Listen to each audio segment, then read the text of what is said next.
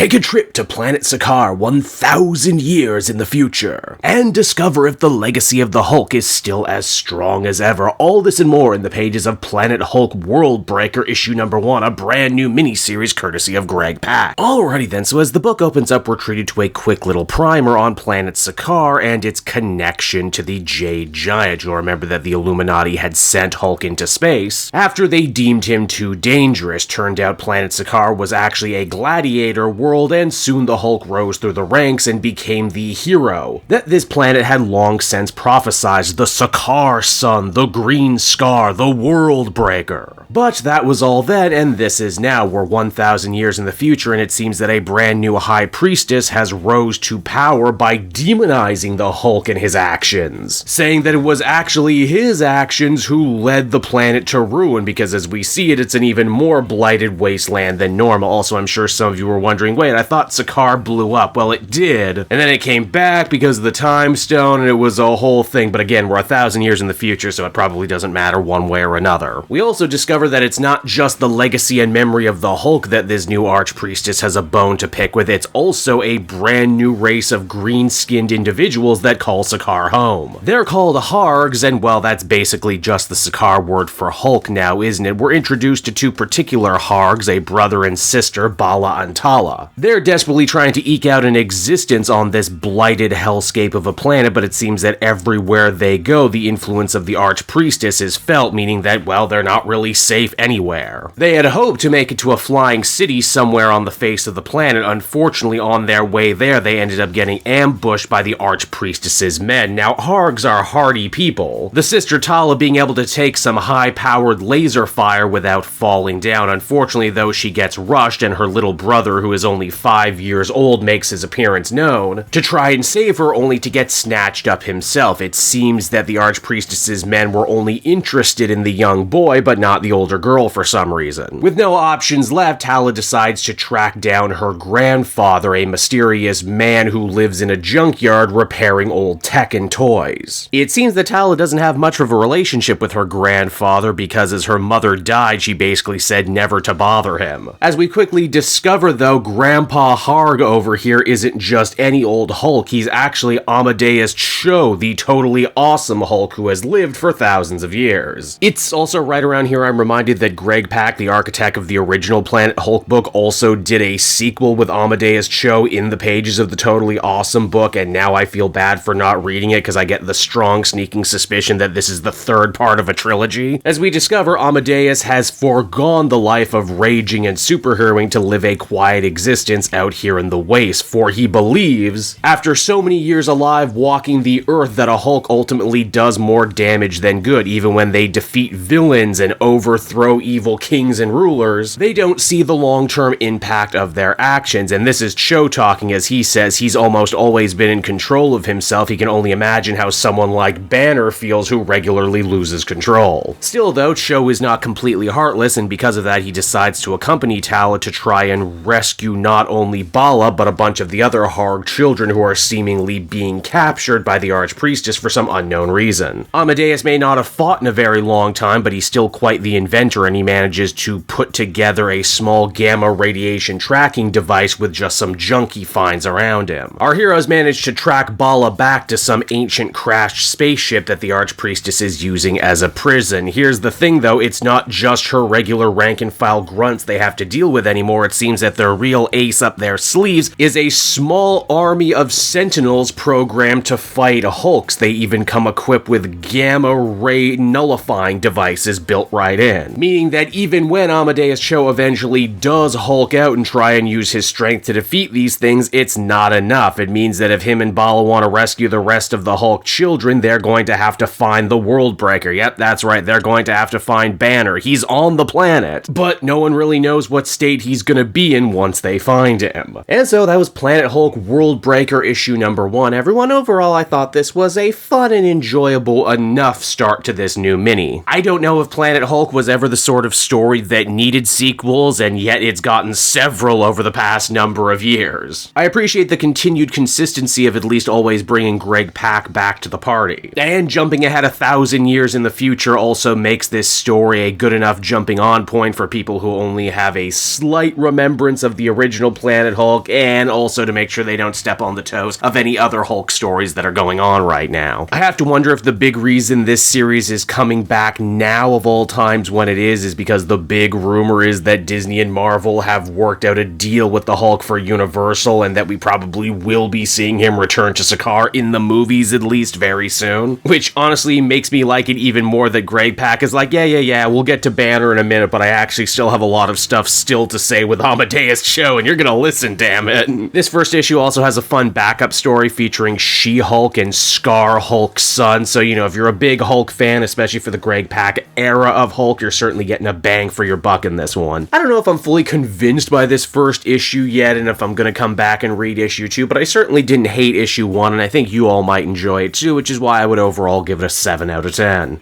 Hey there everyone, Kate Joel again, and I just want to thank you so much for watching to the end of the video. It means a lot to me. And hey, if you enjoyed the book I covered in this issue and want some comics of your own, might I recommend Book Depository? It's my #1 place for shopping for comic book trades. You get a great price, and if you use my link down in the description, you'll actually be helping me out at the same time. You get something, I get something, everybody wins, right? So until next time everyone, I've been Joel, and I will see you in the next video. Bye-bye.